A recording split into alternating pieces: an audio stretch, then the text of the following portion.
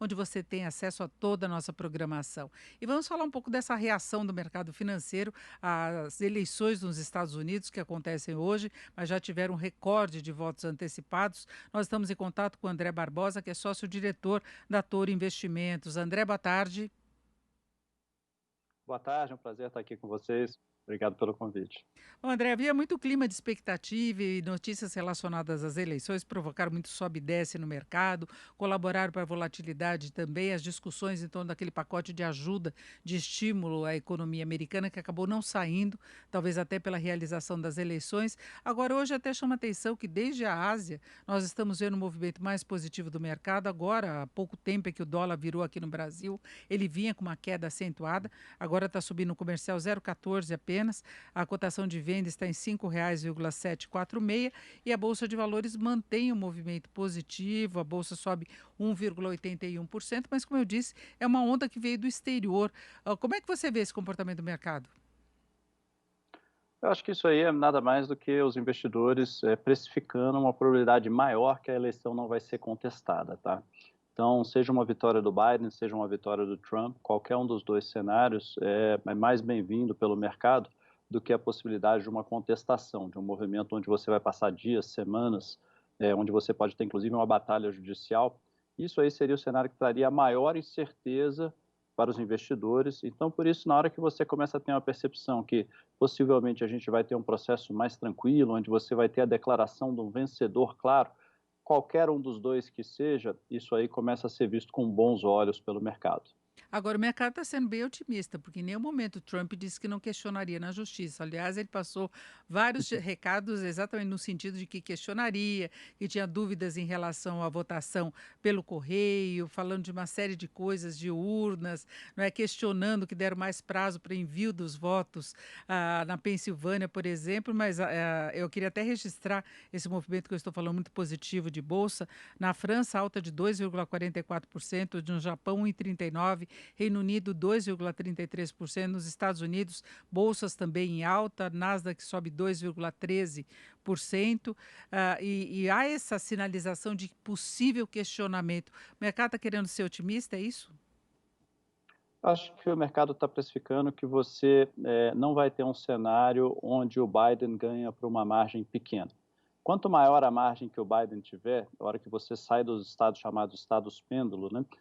Se você tiver uma vitória clara do Biden nesses estados pêndulo, que são importantes, e aí a gente fala de estados, né, como a Flórida, estados importantes como a Pensilvânia, que você falou que vai demorar mais para ter o resultado, isso aí, essa sinalização que essa vitória ela tem uma chance menor de ser contestada pelo Trump, eu acho que é isso que o mercado está interpretando agora. Quanto mais apertado for esse resultado, quanto mais você depender por uma contagem que em alguns estados ela já começou, a Flórida, por exemplo, ela já vem contando os votos antecipados há um tempo, a Pensilvânia, por exemplo, ela só começa a contar a partir de hoje.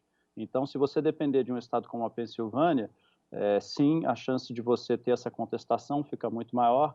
Agora, se você já tiver uma vitória dada, independente do que são alguns desses estados, aí sim eu acho que é isso que talvez o mercado já venha precificando. Agora, de qualquer modo, houve uma diminuição da diferença entre Biden e Trump, a vantagem que Biden tinha sobre Trump até umas 2 semanas atrás, e tem quase um empate nesses estados aí que não tem uma situação muito definida, mas podem definir as eleições. Mas o mercado está considerando mesmo como mais provável a vitória de Biden? Eu acho que o mercado ele tem uma aversão sempre a risco e a incerteza, né? O que o mercado hoje está dizendo é que ou o Trump vai ganhar, que seria uma continuidade, que daria aí, vamos dizer assim, um alívio ao mercado, ou seria o Biden ganhando por uma margem maior, tá? Se eu fosse colocar pior cenário para o mercado, a contestação, como eu falei. Um cenário bom para o mercado seria uma vitória para o Biden não contestada, ou mesmo uma vitória do Trump. Um cenário intermediário seria talvez uma vitória do Biden, onde também tem uma maioria democrata no Senado. E por que isso? Porque aí a chance do Biden efetivamente aumentar a carga tributária, seja das empresas ou seja das pessoas com poder aquisitivo mais alto, aumentam. E aí você começa a criar perspectivas, talvez, de uma diminuição de competitividade dos Estados Unidos no longo prazo. Então, o que eu diria hoje é que talvez o cenário de contestação, que foi muito alto ao longo das últimas semanas, talvez esteja existindo uma percepção que essa contestação hoje se torne menos provável. Isso aí, muito possivelmente, por uma chance maior do Biden ganhar por uma margem de segurança do que pelo próprio Trump ganhar. Nessa questão dos impostos, exatamente por isso é que o mercado antes torcia mais por Trump. Agora, na medida que as pesquisas foram dando sempre Biden à frente, o mercado assimilou essa possibilidade de vitória dele, não é?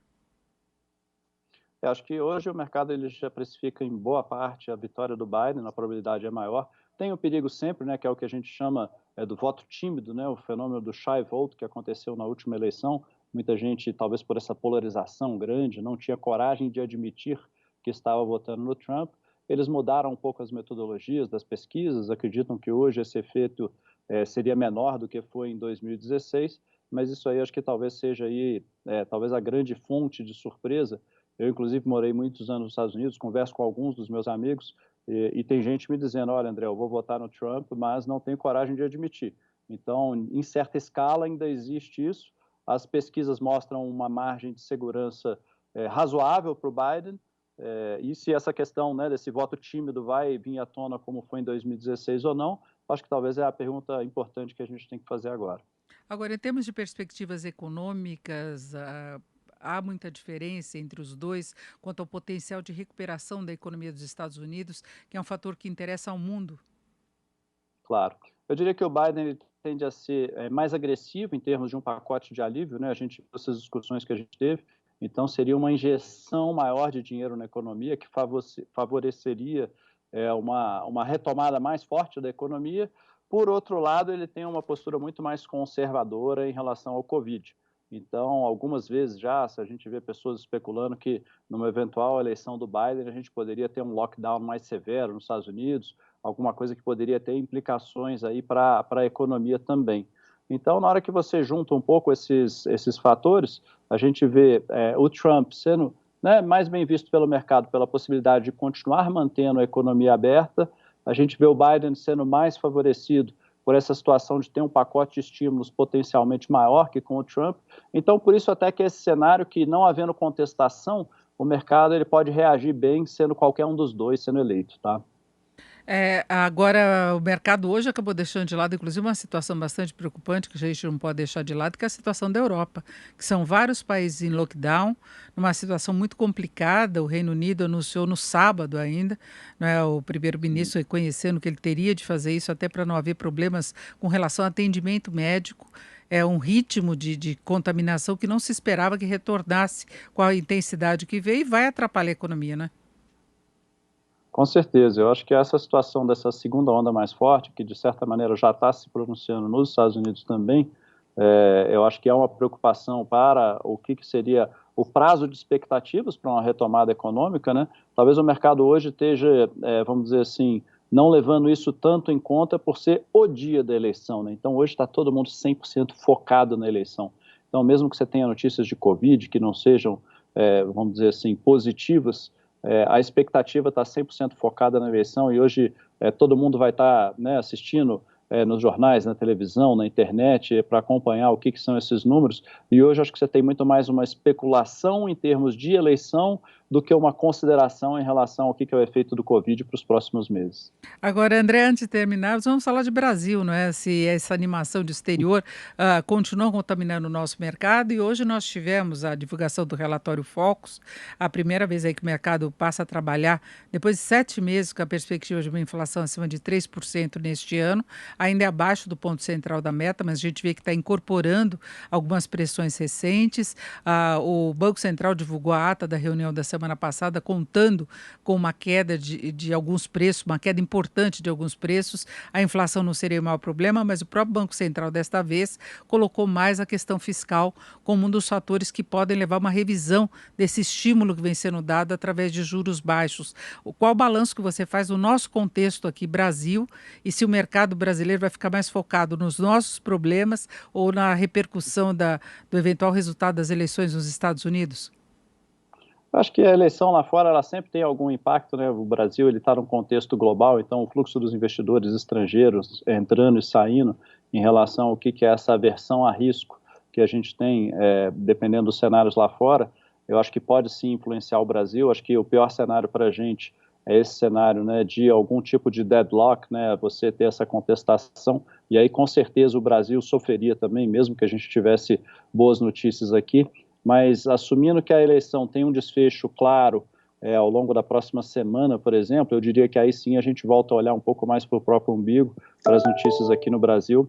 Então, a gente tem aí a questão, né, das eleições municipais que estão se aproximando rapidamente, a chance de fazer algum tipo de medida interessante ainda no Congresso esse ano está se tornando cada vez mais apertada, e o que a gente está vendo é um grau de incerteza grande se essa segunda onda que a gente está vendo lá fora, se ela realmente ela vai estar presente aqui de uma maneira mais drástica. A gente tem um fator que é um pouco mais favorável para a gente, que é o clima, né? Eles estão entrando lá na época de inverno, enquanto a gente está entrando no verão, mas eu diria que essa combinação de fatores aí, passada, eu diria mais ou menos uma semana de foco nas eleições, deve ser realmente o que vai ser o principal driver aí do que o mercado vai estar fazendo. É, porque o Brasil também está com um tempo curto depois das eleições para definir coisas relevantes em relação à questão fiscal, que é o fundamental hoje para você ter uma perspectiva boa mesmo para o ano que vem, né? Se a gente for pensar, né, numa visão de longo prazo para o Brasil, e eu sou um investidor de longo prazo, eu recomendo para as pessoas que olhem seus investimentos para o longo prazo, eu acho que você acertou na mosca. Isso aí é que é o ponto principal que a gente tem que estar de olho. Será que a gente vai conseguir endereçar essas questões estruturais, onde a gente está patinando, está derrapando por questões políticas, etc. E acho que quando a gente tiver uma resposta, o mercado, acho que ele vai reagir talvez de uma maneira um pouco mais binária, tá? O mercado continua meio de lado, na minha opinião, se a gente ficar nessa indefinição. Se essa indefinição durar mais tempo, acho que o mercado pode sim sofrer. Agora, se a gente der algum passo na direção positiva, eu acredito que sim, a Bolsa Brasileira teria espaço para uma apreciação significativa, até porque o risco Brasil também deveria reagir de uma maneira muito positiva se a gente avançar no lado estrutural. Perfeito, nós conversamos aqui com o André Barbosa, que é sócio-diretor da Toro Investimentos. André, muito obrigada